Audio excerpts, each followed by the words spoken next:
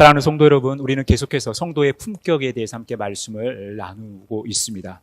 우리가 품격을 갖추기 위해서 가장 먼저 필요한 것은 믿음입니다. 믿음이 있어야 다음 단계로 넘어갈 수 있죠. 우리는 믿음을 가져야 하죠. 믿음이 무엇입니까? 믿음은 하나님의 비전과 계획을 신뢰하는 것입니다. 하나님의 비전과 계획을 끝까지 신뢰하는 것이 믿음이죠. 이 믿음에 덕을 더하라고 했어요. 덕은 다른 사람의 약점과 부족함을 이해하고 수용하며 조심하여 타인에게 은혜를 끼치는, 선한 영향력을 끼치는 행위입니다. 그리고 이 덕에 지식을 더하라고 했어요. 지식은 예수 그리스도 안에서 하나님의 뜻을 따라 올바른 삶을 살아가게 하는 판단력 또는 이해력입니다. 덕도 하나님께 붙들려 있다라는 것이고 지식도 하나님께 붙들려 있는 것이죠. 그래서 이 지식을 통해서 우리는 담대한 믿음을 갖게 되고 온전한 덕을 세우게 되는 것입니다. 이 지식에 절제를 더해야 합니다. 절제란 주 예수께 붙들려 그분으로 만족하며 복음을 위해 자신을 쳐서 복종하여 그분의 통제를 받는 행위, 주님의 통제를 항상 받는 행위가 바로 절제입니다. 그리고 이 절제에 인내를 더해야 되죠. 인내란 환난의 직면에서 그것을 적극적으로 수용하고 하나님의 돌보심 속에 말씀을 지키며 그 성취를 기다리는 것, 이것이 인내입니다. 이 인내는 결국 주님으로 만족한 삶이에요. 이제 사도 베드로는 믿음의 덕을, 덕의 지식을, 지식의 절제를, 절제의 인내를, 인내의 경건을 더하라고 말씀하고 있어요. 사도 베드로는 왜 인내의 경건을 더하라고 말씀하고 있을까요? 그리고 우리는 왜 이 경건한 삶을 살아가야 하겠습니까? 우리는 오늘 이 경건한 삶을 함께 묵상하면서 성도가 갖춰야 할 품격 6번째 이야기를 함께 나누고자 합니다. 우리가 지난 시간에 인내의 의미를 살피기 위해서 절제의 연장선에서 우리는 인내의 본질, 그 의미를 살필 수 있다고 했어요. 우리가 오늘 경건의 의미를 또 그 경건의 본질을 알기 위해선 이 인내의 연장선에서 우리가 이 경건의 의미를 살필 수 있다는 것입니다. 여러분, 우리가 지난 시간에 살핀 것처럼 이 인내를 우리가 말씀하면서 히브리서 기자가 강조한 것이 있어요. 히브리서 10장 36절에 너에게 인내가 필요함은 너희가 하나님의 뜻을 행한 후에 약속하신 것을 받기 위함이라는 거예요. 우리가 인내가 필요하죠. 인내가 필요하지만 그 인내가 필요한 이유가 어디에 있는가? 우리가 하나님의 뜻을 행한 후에 하나님께서 약속하신 것을 받기 위해 우리가 인내가 필요하다는 거예요. 그러면서 이 말씀의 뿌리가 된 예수님의 말씀 속에서 우리는 인내의 삶을 발견하게 됩니다. 누가복음 8장 15절에 보면 좋은 땅에 있다라는 것은 착하고 좋은 마음으로 말씀을 듣고 지켜 인내로 결실하는 자라는 거예요.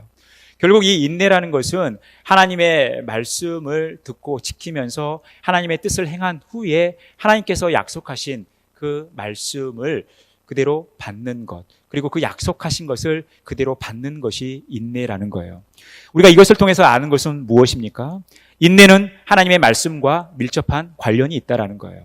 하나님 말씀에 대한 태도, 그리고 그 결과가 인내라는 것입니다.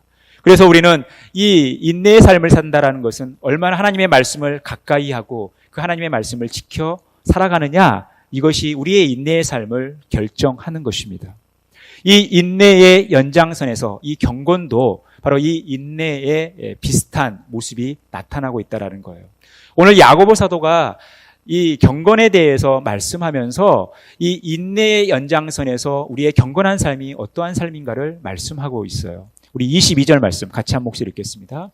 너희는 말씀을 행하는 자가 되고 듣기만 하여 자신을 속이는 자가 되지 말라. 여러분, 이 인내의 삶도 하나님의 말씀을 듣고 그 말씀대로 지켜 행하는 것이죠. 여러분, 우리가 경건한 삶을 살아가는 데 있어서도 우선시 되는 것은 무엇이냐면 하나님의 말씀을 들어야 되는 거예요. 그리고 그 말씀을 듣고 행해야 된다는 거예요. 하나님의 말씀을 듣고 행하지 않으면 이것은 자신을 속이는 행위라는 것입니다. 그래서 하나님의 말씀은 듣고 반드시 실천하는 삶을 살아가야 된다라고 성경은 우리에게 교훈하고 있어요. 그러면서 하나님의 말씀을 듣기만 하고 실천하지 않는 삶이 어떤 모습인가, 이렇게 비유로 말씀하고 있어요. 23절에서 24절 같이 읽겠습니다. 누구든지 말씀을 듣고 행하지 아니하면 그는 거울로 자기의 생긴 얼굴을 보는 사람과 같아서 제 자신을 보고 가서 그 모습이 어떠했는지를 곧 잊어버리거니와. 하나님의 말씀을 듣고 행하지 않는 삶의 모습이 거울을 보고 자신의 모습을 잊어버리는 삶이라는 거예요. 여러분들은 거울을 보는 목적이 어디에 있습니까? 거울을 보는 목적이 잘생긴 나의 모습을 보면서 흐뭇해하고 기뻐하고 만족하기 위해 거울을 봅니까? 혹 내가 우울할 때 잘생긴 또 예쁜 나의 모습을 보면서 기분을 업시키기 위해서 거울을 봅니까? 간혹 그런 분들이 계시긴 해요. 하지만 대부분 분들은 거울을 보면서 내 옷 맵시가 정상적인가? 내 얼굴에 뭐가 묻어있지는 않는가? 식사 후에 혹시 내 치아에 음식물의 흔적이 남아있지는 않는가? 이런 것을 점검하기 위해 거울을 보는 거예요. 여러분, 정상적인 상태에서 우리가 우리의 눈으로 다 볼 수 없는 영역이 있죠. 우리의 입술을 우리의 눈으로 다 볼 수 없습니다. 우리의 볼과 우리의 코와 우리의 눈 주변을 우리의 눈으로 볼 수 없어요. 이것은 거울을 통해서 보는 것입니다. 그러니까 거울을 통해서 우리가 이 거울을 보는 그 목적은 어디에 있냐면 우리 자신을 점검하며 이것을 교정하는 데 있다라는 거예요. 우리가 하나님의 말씀을 듣고 행한다라는 것은 하나님 말씀 앞에 비춰진 내 모습을 발견하고 그 말씀대로 살아가는 것이 바로 우리가 하나님의 말씀을 대하는 태도라는 것입니다. 그래서 우리가 하나님의 말씀을 듣고 행했을 때 우리에게 어떤 일이 벌어집니까? 25절입니다. 같이 한 목소리 읽겠습니다. 자유롭게 하는 온전한 율법을 들여다보고 있는 자는 듣고 잊어버리는 자가 아니요 실천하는 자니 이 사람은 그 행하는 일에 복을 받으리라. 그러니까 하나님의 말씀을 듣고 행하는 사람은 하나님의 말씀을 듣고 실천하는 사람은 복을 받는다라는 거예요. 하나님 말씀대로 행했을 때 우리가 복을 받는다라고 성경은 우리에게 분명히 말씀하고 있어요. 이것은 진리의 말씀인 거죠. 그러니까 우리는 반드시 하나님의 말씀을 듣고 그대로 실천하는 삶, 행하는 삶, 하나님의 뜻을 행하는 삶을 살아가야 한다라는 것입니다. 결국 이것을 통해서 우리의 경건한 삶이 어떠한 삶인가? 오늘 야고보 사도는 27절에서 이 경건의 정의를 말씀하고 있어요. 히브리서 11장 1절이 믿음은 이라고 하면서 믿음의 정의를 이야기했다면 오늘 야고보서 1장 27절은 경건은 하면서 이 경건의 정의를 우리에게 말씀하고 있어요. 우리 같이 한 목소리로 읽겠습니다. 하나님 아버지 앞에서 정결하고 도로움이 없는 경건은 곧 고아와 과부를 그 환난 중에 돌보고 또 자기를 지켜 세속에 물들지 아니하는 그것이니라. 여러분, 이 경건한 삶이 두 가지 축을 통해서 나타난다는 거죠. 하나는 뭡니까? 우리의 이웃과의 관계, 특히 공경에 처해져 있는 어려운 사람들을 향한 우리의 태도라는 거예요. 여러분, 고아와 과부를 그 환난 중에 돌보는 것이 우리의 경건의 한 축이라는 것입니다. 또한 자기를 지켜 세속에 물들지 아니하는 그것이라는 거예요. 이 말은 하나님의 가치관을 따라 세상의 가치관에 따라 살아가지 않는 거예요. 하나님의 가치관을 따라 살아가는 것이죠. 이 두 가지 축이 함께 가야지 온전한 경건이라는 것입니다. 한쪽에만 치우쳐 있어서는 안 돼요. 환난 중에 고아와 과부를 돌아보는 삶, 이것만이 경건이 아니고 혹 세속에 물들지 않기 위해 자기를 지키는 삶만이 경건한 삶이 아니라는 거예요. 이 두 가지 축이 함께 가야 된다는 것입니다. 그러니까 한마디로 경건은 하나님에 관한 태도, 그리고 사람에 관한 태도, 다른 이웃과의 관계 속에서 나타난 태도라는 것입니다. 이것을 통해서 우리는 경건한 삶을 살아가는 거예요. 여러분, 우리가 어려운 이웃들을 돌보는 삶을 살아가야 됩니다. 또한 우리가 하나님의 가치관, 성경적 가치관을 따라 살아가야 된다는 거예요. 여러분, 우리가 하나님의 가치관을 따라 살아간다는 것은 로마서 12장 2절에서 말씀하는 것처럼 우리가 마음을 새롭게 변화를 받아서 하나님의 선하시고 기뻐하시고 온전하신 뜻이 무엇인지를 분별하는 삶이에요. 이것이 하나님의 뜻대로 살아가는 삶이죠. 왜냐하면 우리는 이 세상 가운데 살아가고 있지만 하나님 나라의 시민권을 가지고 있는 사람이에요. 우리는 하나님 나라의 시민권을 가지고 이 땅 가운데 살아갑니다. 그래서 우리는 하나님의 법과 질서를 따라 살아가는 것이죠. 하나님의 법과 질서를 따라 살아가는 것이 무엇입니까? 바로 하나님의 마음, 하나님의 말씀, 하나님 중심의 삶을 살아가는 거예요. 그런데 이 세상 가치관은 어떤 가치관이에요? 인간 중심의 가치관이에요. 그리고 내 중심의 삶이라는 것입니다. 그런데 하나님의 가치관은 인간 중심이 아니라 하나님 중심, 나 중심이 아니라 다른 사람 중심의 삶을 살아가는 것이 하나님의 가치관이에요. 그래서 우리는 하나님과의 관계 속에서 또 이 이웃과의 관계 속에서 하나의 공통점을 찾는 것이에요. 그리고 이것이 경건의 비밀이고 경건의 본질이라는 것입니다. 그 공통점은 뭡니까? 하나님이죠. 하나님. 우리가 이 하나님의 가치관을 가지고 살아간다는 것은 하나님 마음을 가지고 하나님의 생각을 가지고 살아간다는 것이고, 우리가 공경에 처한 우리의 이웃들을 돌보고 섬긴다라는 것은 단순히 그 사람들을 긍휼히 여기는 마음이 아니라 우리를 긍휼히 여겨 주셔서 우리를 구원해 주신 이 하나님의 사랑을 실천하는 삶이라는 거예요. 그러니까 사람에 대한 태도이든 하나님에 관한 태도든 여러분이 하나님이 그 공통점이 되는 거예요. 그러면 그 하나님의 그 무엇이 공통점이겠냐라는 거예요. 우리는 이것을 오늘 말씀을 통해서 함께 발견해 가는 것입니다. 우리가 크게는 다른 사람과의 관계, 또 하나님과의 관계 속에서 나타나는 것이 우리의 경건한 삶인데, 우리가 오늘 읽은 본문, 우리가 읽진 않았지만 19절부터 나타나는 이 경건의 삶이라는 것은 크게 이 네 가지 영역에서 나타나는 모습을 우리는 발견하게 돼요. 첫 번째, 우리의 감정 조절이에요. 여러분, 우리가 이 땅의 삶을 살아가면 얼마나 화날 일이 많아요? 성낼 일이 굉장히 많습니다. 그런데 경건한 삶은 이 감정 조절, 이 감정 컨트롤을 잘 해서 성내는 것을 더디하라는 거예요. 그러니까 성내는 것을 더디하는 것도 우리의 경건한 삶이라는 것입니다. 두 번째는 우리의 언어 생활입니다. 여러분, 우리는 하고 싶은 말을 할 자유가 있죠. 또한 권리가 있습니다. 그런데 우리가 하고 싶은 말을 할 수 있다고 해서 다 하는 것은 아니에요. 오늘 본문도 우리가 하나님의 말씀을 받는 사람들은요, 듣기는 속히 해도 말하는 것은 더디하라라고 말씀하고 있어요. 그러니까 언어 생활에 있어서 신중함이 필요하다는 거예요. 우리가 이 언어 생활 속에서 우리의 경건한 삶이 나타난다라는 것이죠. 이왕이면 다른 사람을 축복하고 다른 사람을 위로하고 다른 사람에게 평안을 끼치는 말을 해야 된다라는 것이죠. 이 언어 생활이 우리의 경건한 삶의 영역이라는 것입니다. 세 번째, 바로 이웃과의 관계 속에서예요. 우리가 혼자 살아가는 존재가 아니죠. 우리는 관계적인 존재로서 반드시 이웃들이 존재하는 거예요. 특히 이웃들 중에 어려움에 처한 분들, 곤란한 상황 가운데 있는 우리 이웃들을 돌보고 도와주는 행위는 우리의 경건한 삶에 있어서 매우 중요한 일이죠. 왜냐하면 이 이웃과의 관계 속에서 하나님의 사랑을 실천하기 때문에 이 이웃과의 관계도 우리의 경건한 삶의 한 영역이라는 것입니다. 마지막, 우리의 가치관이에요. 방금 말씀드렸던 것처럼 우리는 구원받은 하나님의 백성입니다. 그 시민권이 하나님 나라에 있는 사람이에요. 그런데 우리는 이 땅에서 살아가고 있죠.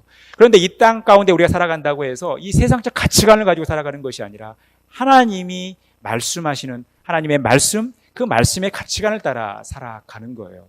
그래서 우리의 이 경건한 삶이라는 것은 이 네 가지 영역에서 나타나는 것입니다. 우리는 감정 조절을 잘 해야 돼요. 화날 일이 있어도 조금 참을 수 있어야 돼요. 우리의 언어 생활이 다른 사람들에게 복되게 하는 그런 언어 생활이 돼야 된다는 거예요. 우리의 이웃들에게 하나님의 사랑을 실천하는 삶을 살아가야 된다는 것입니다. 우리가 세속에 물들지 않고 성경적 가치관, 하나님의 가치관을 가지고 살아가야 되는 것입니다.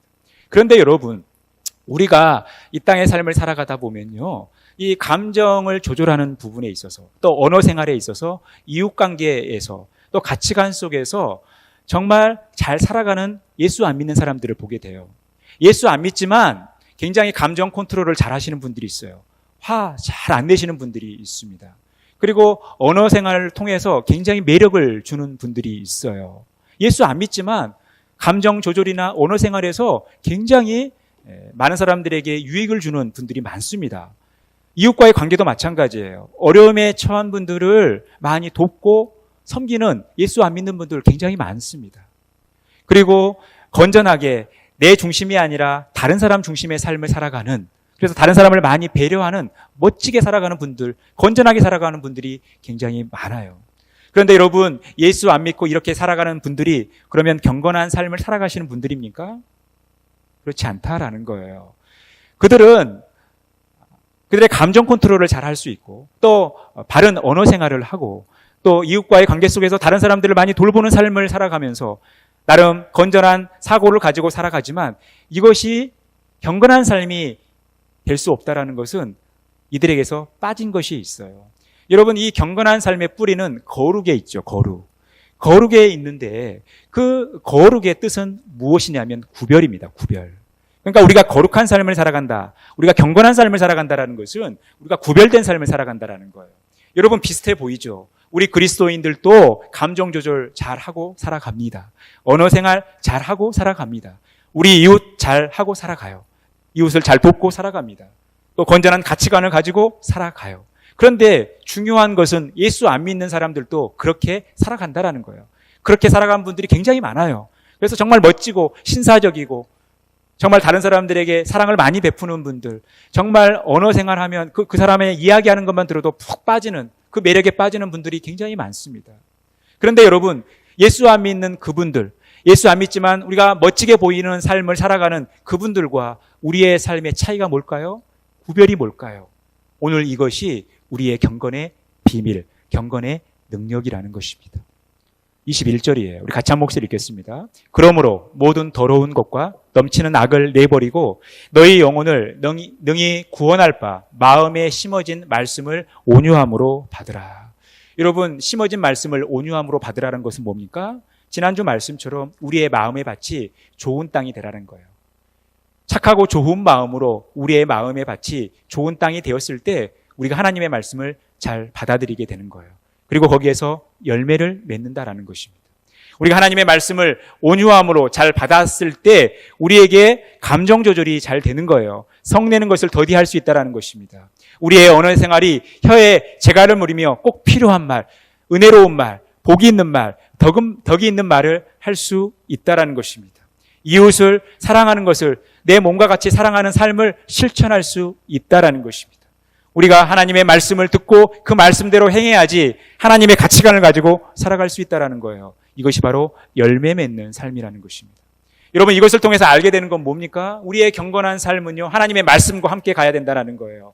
우리가 하나님 말씀과 함께 가며 우리의 감정 조절을 해야 되고 우리의 건전한 언어 생활을 해야 되며 이웃을 사랑하는 삶을 살아가고 하나님의 가치관을 가지고 살아갈 수 있다는 거예요. 하나님의 말씀과 경건한 삶은 함께 가는 것입니다. 사랑하는 성도 여러분, 우리의 삶이 하나님의 말씀과 함께 가는 그런 경건한 삶이 되어지기를 간절히 축원합니다.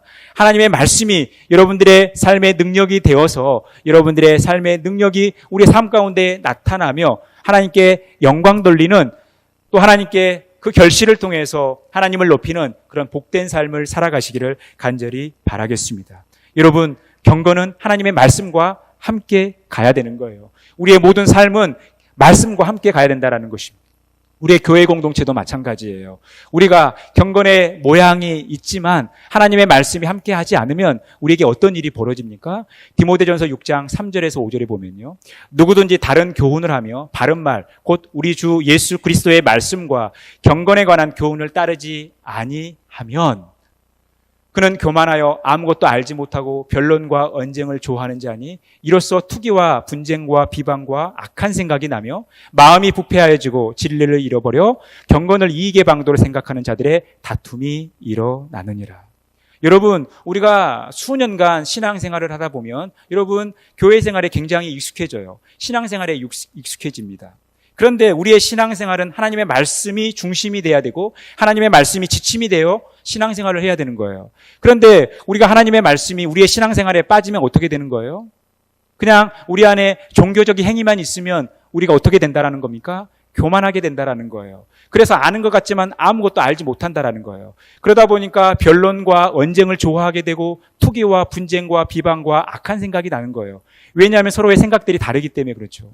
그러면서 마음이 부패해지고 진리를 잃어버려 경건을 이익의 방도로 생각하는 자들의 다툼이 일어난다라는 거예요. 진리를 잃어버린다라는 것은 하나님의 말씀을 잃어버린다라는 거죠. 하나님의 말씀이 온데간데 없이 하나님 말씀을 기초로 하나님의 말씀이 중심이 되어 하나님의 말씀이 지침이 되어 우리의 신앙생활을 해야 되지만 우리의 공동체 생활을 해야 되지만 그것이 빠져버리는 그냥 종교적 행위, 경건의 모양만 있다라는 거예요. 그러면 우리가 이러한 삶을 살아야 된다라는 겁니까? 그렇지 않다라는 거예요. 디모데후서 3장 5절에 보면 경건의 모양은 있으나 경건의 능력은 부인하니 이 같은 자들에게서 내가 돌아서라. 여러분, 경건의 모양은 누구나 갖출 수 있습니다. 하지만 경건의 능력이 나타나는 것은 다른 문제예요. 이 경건의 모양은 있지만 경건의 능력이 나타나지 않는 자들에게서 바로 그런 디모데전서 6장에서 나오는 그런 모습들, 그런 우리의 모습들이 나타날 수 있다라는 것입니다. 사랑하는 성도 여러분, 우리는 경건의 모양뿐만 아니라 경건의 능력을 갖추며 살아가야 됩니다. 우리의 삶이 경건한 능력으로 여러분 더 풍성해지기를 간절히 축원합니다. 여러분, 경건의 능력이란 게 그럼 뭘까요? 여러분, 누가복음 10장에 보면 한 율법 교사가 예수님을 시험하기 위해 이런 질문을 던집니다. 우리가 어떻게 해야 영생을 얻겠습니까? 그때 예수님께서 그 율법 교사에게 이렇게 말씀하죠. 율법을 인용해서 말씀하는 거예요. 너는 네 마음을 다하고 힘을 다하고 뜻을 다하여 목숨을 다하여 하나님을 사랑하라는 거예요. 그리고 내 이웃을 내 자신과 같이 사랑하라는 것입니다. 이 율법 교사는 이 율법의 말씀을 알아요. 하나님을 사랑해야 되고 내 이웃을 사랑해야 되는 것을 압니다. 그렇게 살라라는 거예요. 그때 이제 이 율법 교사는 하나의 의도를 가지고 그러면 내 이웃이 누굽니까? 라는 질문을 던져요. 그때 예수님께서 한 예화를 들죠. 여리고에서 예루살렘으로 가는 그 길 속에 한 사람이 강도를 만나게 됩니다. 강도에게 옷을 빼앗기고 또 맞아서 죽기 직전까지 가는 거예요. 그래서 이 강도는 이 사람이 죽은 줄 알고 도망가 버립니다. 이때 누가 지나갑니까? 제사장이 지나가요. 이 제사장은 그 광경을 보면서 피해요. 지나갑니다. 그 다음에 누가 지나갑니까? 레위인이 지나가요. 그 레위인도 그 자리를 피하여 지나갑니다. 그때 여행 중이던 한 사마리아 사람이 그 사람을 그 자리에서 응급처치해주고 치료를 해줘요. 그리고 주막으로 안내해서 주막 주인에게 그 사람의 치료를 부탁합니다. 그리고 2데나리온을 더 주면서 좀 잘 치료해달라고 맡기고 가죠. 그리고 혹 그 2데나리온이 모자라면 나중에 돌아오는 길에 남은 그 추가 요금을 다 정산하겠다라고 이야기를 합니다. 이때 예수님께서 이 율법사에게 누가 이 강도 만난 자의 주인이 되겠느냐라는 질문을 던지면서 너도 그렇게 해라라고 말씀하셔요. 그러면 여러분, 경건의 능력이 무엇인가라는 거예요. 경건의 능력을 알기 위해서는 경건의 모양을 알아야 되겠죠. 그런데 여러분, 제사장, 레위인은 경건의 모양을 갖춘 사람들입니다. 굉장히 종교적인 사람들이었어요. 종교적인 행위에 대해서는 둘째가라면 서러운 사람들이죠. 그러니까 그들은 굉장히 종교적인 사람이었습니다. 그런데 굉장히 종교적인 사람이었고 경건의 모양을 갖춘 사람이었지만 그들은 경건의 능력이 나타나지 않았어요. 경건의 능력이 나타나야 그 현장을 회피했기 때문에 그래요. 그들은 굉장히 종교적이고 경건의 모양을 갖춘 사람들이었지만 경건의 능력이 나타나지 않았다라는 거예요. 그런데 경건의 능력이 누구에게서 나타납니까? 이 사마리아 사람에게서 나타납니다. 그러면 이 사마리아 사람에게서 나타난 이 사마리아 사람에게 경건의 모양이 있는지는 잘 몰라요. 왜냐하면 사마리아 사람들은 거의 유대인들에게 있어서 이방인 취급을 받았기 때문에 경건의 모양이 얼마나 있는지는 알 수는 없습니다. 다만 그에게는 경건의 능력이 나타났다는 거예요. 그러면 사마리아 사람에게 나타났던 그 경건의 능력이 무엇일까? 우리는 그 예수님의 질문 속에서 발견하게 됩니다. 여러분, 율법에 의하면 내 이웃을 내 몸과 같이 사랑하라고 했어요. 그러면 사랑을 받아야 할 대상자가 누굽니까? 이웃이에요, 이웃. 그런데 오늘 사마리아 사람은 누구에게 사랑을 베풀었어요? 강도 만난 사람에게 사랑을 베풀었습니다. 그러면 이 예수님의 질문, 이 셋 중에 누가 강도 만난 사람의 이웃이 되겠느냐라는 이 질문이 맞는 질문입니까? 아니면 이상한 질문입니까? 여러분들은 성경에 너무 능통하고 믿음이 좋아서 이 말씀을 잘 믿고 의심을 하지 않는데 저는 의심이 돼요.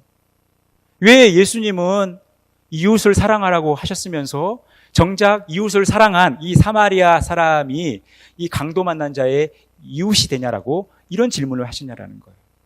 여러분, 이것은 이웃의 특징이 우리에게 보여주는 것이 있어요. 이웃이라는 것은 상호적이죠. 내가 저 사람을 돕지만 나중에는 내가 저 사람의 도움을 받을 수도 있는 거예요. 오늘 강도 만나는 사람을 사마리아 사람이 도왔지만 나중에 이 강도 만난 사람이 사마리아 사람을 도울 수도 있는 거죠. 이것이 이웃의 특징이에요. 바로 상호적이라는 거죠. 그런데 그보다 더 중요한 의미가 있습니다. 여러분, 굉장히 경건의 모양을 가지고 있었던 제사장과 레위인은 그 율법의 말씀을 지켰습니까? 지키지 않았습니까? 지키지 않았어요. 그 현장에서만큼은 지키지 않았어요. 그런데 그 율법은 뭐예요? 하나님의 말씀이에요.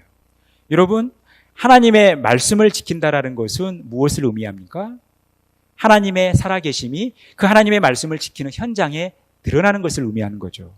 그러니까 단순히 이 사마리아 사람이 이 강도 만나 어려움에 처해져 있는 이 이웃을 도우는 것은 그의 선한 성품에서 나온 단순한 이 동정심에 입각한 선한 행위가 아니라는 거예요.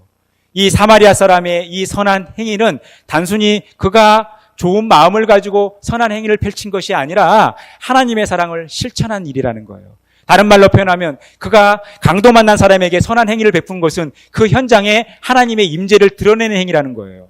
여러분, 이 강도 만난 사람은 얼마나 절망 가운데 있습니까? 강도에게 모든 것을 잃어버렸어요. 거의 죽기 직전까지 갔습니다. 이 강도 만난 사람의 상황이 얼마나 절망적인 상황이에요. 그 절망적인 상황 속에서 여러분 무엇이 그에게 희망이 될 수 있겠어요? 그런데 그는 죽기 직전까지 가면서 그곳에서 하나님의 살아계심을 경험한 거죠. 왜냐하면 죽기 직전에 이 상황 속에서 하나님이 그를 살려주셨기 때문에 그래요. 그런데 누구를 통해서 살려주신 거예요? 이 사마리아 사람을 통해서 살려주신 거예요. 그러니까 이 사마리아 사람의 행위는 하나님의 사랑을 실천하고 그곳에 절망 가운데 있는 사람에게 하나님이 살아계시다라는 것을, 하나님이 도와주신다라는 이 실제적인 하나님의 임재를 드러낸 하나님의 살아계심을 나타낸 행위라는 것입니다. 그래서 이 사마리아 사람의 행위가 의미가 있는 것이고, 예수님께서 이 율법 교사에게 누가 강도 만난 사람의 이웃이 되겠느냐라는 거예요. 그러니까 이웃은 그 사랑을 실천하는 것보다 더 중요한 게 뭐라는 거예요? 하나님의 임재를 나타내는 거예요. 여러분, 이 율법 교사가 누가 이웃입니까? 라는 질문 속에 그 앞에 어떤 말이 있냐면 자기를 좋게 보이려고, 자기의 의를 드러내려고요. 여러분, 제사장과 레위인은 율법을 철저히 지켰던 사람이에요. 그런데 그 율법을 철저히 지킨 목적이 어디에 있었습니까? 자신들의 의를 드러내는 데 있었어요. 그러니까 예수님이 그 바리새인들이나 제사장들이나 이 레위인들을 인정하지 않았죠. 독사의 자식들아라는 표현까지, 이 험악한 표현을 쓰면서까지 그들의 그 율법적인 행태를 무시했어요. 그리고 질타하셨어요. 왜요? 율법은 결국 하나님의 살아계심을 드러내는 통로죠. 율법을 철저히 지킨다라는 것은 하나님의 살아계심을 나타내는 일이라는 거예요. 그런데 제사장과 레위인은 그렇게 살지 않았던 것입니다. 다만 사마리아 사람만 하나님의 사랑을 실천하는, 하나님의 살아계심을 드러내는 현장에 있었던 거예요. 여러분, 우리가 선을 행하되 하나님의 사랑을 실천하되 우리의 의가 드러나는 것이 아니라, 우리의 좋은 모습이 드러나는 것이 아니라 하나님의 살아계심이 드러나는 삶을 살아가야 된다는 거예요. 우리의 모든 행위를 통해서 하나님의 살아계심이 나타나야 된다는 것입니다. 여러분, 우리가 이 기독교 가치관을 가지고 살아간다는 것, 하나님의 가치관을 가지고 살아간다는 것은 우리의 이 감정 조절 속에서, 또 우리의 언어 생활 속에서, 또 이웃과의 관계 속에서 하나님의 살아계심을 나타내야 된다는 겁니다. 여러분, 우리가 하나님이 옆에 계시는데, 지금 하나님이 이곳에 임재해 계시는데 막 화낼 수 있어요? 막 참죠. 우리가 하나님이 옆에 계시는데 막 함부로 말을 합니까? 그럴 수 없는 거예요.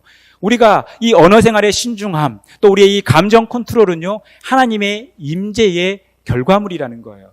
하나님의 임재 속에서 드러나는 행위여야 된다는 것입니다. 그런 의미에서 이 경건이 무엇입니까? 우리 같이 한 목소리로 읽겠습니다. 하나님의 말씀을 듣고 실천하는 삶을 통해 하나님의 임재를 나타내는 것. 경건이란 하나님의 말씀을 듣고 실천하는 삶을 통해 하나님의 임재를 나타내는 거예요. 우리가 이 경건한 삶을 살아간다는 것은 하나님의 말씀을 들어야 돼요. 그리고 하나님의 말씀을 듣는 데 그치는 것이 아니라 하나님의 말씀을 실천해요. 하나님의 말씀을 실천하면서 이 삶을 통해서 하나님이 살아계시다라는 것, 하나님의 임재가 이곳에 있다라는 것, 그래서 공경에 처해져 있는 어려운 사람들에게 소망을 줄 수 있어야 된다라는 거예요. 그러니까 이 경건이라는 것이 환난 중에 고아와 과부를 돌보는 것이 바로 이 경건한 삶이 되는 거예요. 왜요? 소망이 없고 절망 가운데 있는 이들에게 하나님의 살아계심이라는 이 소망을 던져줄 수 있기 때문에 그렇습니다. 사랑하는 성도 여러분, 이런 경건한 삶을 살아가시기를 간절히 바라겠습니다. 여러분들이 하나님의 말씀을 듣고 실천하는 과정 속에서 여러분 이 경건한 삶을 살아가시기를 간절히 바랍니다. 여러분, 이 경건한 삶이라는 것이 그렇게 화려한 게 아니에요. 물론 우리가 하루에 5시간, 10시간 이상 기도하면 얼마나 좋겠습니까? 하루에 100장, 200장 성경 읽으면 얼마나 좋겠습니까? 모든 예배 하나도 빠지지 않고 다 참석하면 얼마나 좋겠습니까? 그런데 우리가 이렇게 살아가는 게 쉽지가 않아요. 비록 우리가 하루에 10시간 이상 기도 못해도, 우리가 하루에 200장 이상 성경 읽지 못해도, 모든 예배 한 번도 빠지지 않고 이렇게 참석하는 거 이렇게 하지 못해도, 여러분, 우리가 너무 좌절하지 말라는 거예요. 낙심하지 말라는 거예요.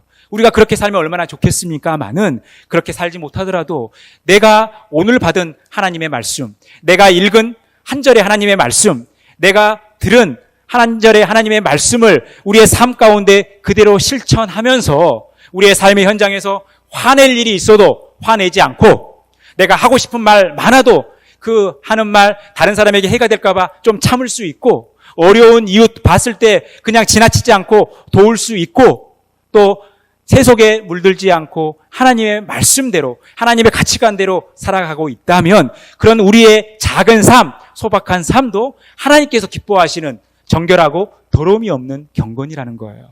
여러분, 그래서 우리가 눈을 너무 높이 들 필요는 없습니다. 우리의 경건한 삶은 의외로 소박한 거예요. 우리의 삶의 현장에서 작은 이런 모습 하나하나를 실천하는 것이 하나님께서 인정하시는 그런 경건이라는 거예요. 여러분, 제사장, 레위, 여러분, 이런 사람들이 어떤 사람들입니까?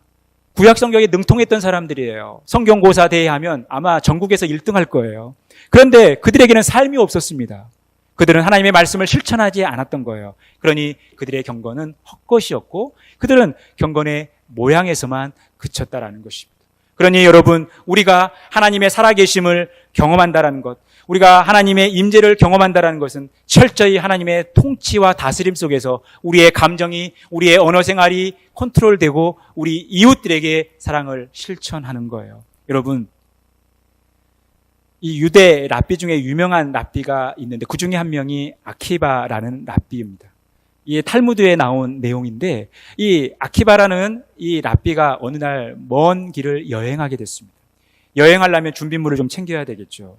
그래서 책을 읽을 수 있도록 등잔을 준비합니다.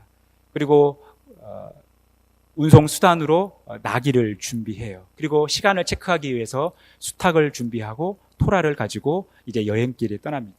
이제 날이 저물어서 어떤 마을에 들어갑니다.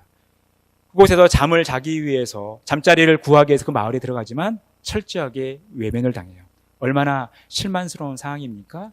그래도 실망하지 않고 그 아키바라는 랍비는 하나님께서 지금까지 인도해 오셨기 때문에 좋은 곳으로 주실 것이다 라는 감사하는 마음을 가졌어요. 그래서 길가에 텐트를 치고 거기서 잠을 자려고 합니다. 잠자리가 불편해서 그런지 잠이 잘 오지 않아요. 그런데 학자들의 특징은 뭡니까? 잠이 안 오면 핸드폰을 보거나 TV를 보는 게 아니라 책을 보죠. 그러니까 이 랍비도 이제 토라를 읽으려고 등잔을 켰어요. 그런데 그때 바람이 세게 부니까 이 등잔불이 꺼지는 거예요. 얼마나 실망스러운 상황입니까? 그래도 실망하지 않고 하나님께서 좋은 곳으로 또 유익한 곳으로 주실 것이라고 믿고 또 그냥 감사하는 마음을 가졌습니다. 그래서 이제 등잔에 불도 꺼지고 이러니까 다시 잠을 청하려고 했는데, 이제 거기에 뭐 늑대나 여우 같은 그런 짐승들의 어떤 부르짖는 소리가 들리니까 이 나귀와 수탉이 너무 놀라 도망가 버린 거예요. 멀리 떠나가 버린 거죠. 그래서 제대로 아무것도 없이 그냥 하룻밤을 그 텐트 안에서 자게 됩니다. 그런데 그 다음 날 놀라운 일이 생겼던 거예요. 그 마을, 그가 가고자 했던 그 마을에 도적대가 들어와서 쑥대밭을 만든 거예요. 사람들을 다 죽이고 그 물건들을 다 빼앗아 도망갔던 거예요. 여러분, 만약에 이 아키바라는 랍비가 그 마을에 가서 편안하게 잠을 잤다면, 또 천막에 등잔불이 켜져 있었다면, 그리고 수탉과 나귀가 그 자리에 있었다면, 여러분, 이 랍비는 어떻게 됐겠습니까? 아마 생명을 보존하기 힘들었을 거예요. 여러분, 그가 여행 중에 그에게 꼭 필요한 것을 다 잃어버렸습니다. 불 켜는 것도 잃어버렸어요. 또 수탉과 나귀도 잃어버렸습니다. 그리고 편안하게 잠잘 자리도 구하지 못했어요. 그에게 여행에 있어서 가장 중요한 것을 잃어버렸지만 그가 잃지 않은 게 있습니다. 뭡니까? 그곳에 계시는 하나님을 잃지 않았던 거예요. 그러니까 그가 처한 상황은 불평을 늘어놓을 상황 아닙니까? 실망하고 막 화내죠. 여러분, 우리가 하는 일 잘 안 풀리면 막 물건 집어던지고 막 우리의 분노를 표출하지 않습니까? 그런데 그는 화내지 않았어요. 오히려 하나님께 감사했다라는 것입니다. 그리고 그 자기를 받아주지 않은 그 마을 사람들을 얼마나 욕할 수 있었어요. 하지만 그는 욕하지 않고 하나님의 임재를 바라보며 하나님께서 자신의 삶을 도와줄 거라고 믿고 감사하는 삶을 살았던 거예요. 여러분, 이것이 경건입니다.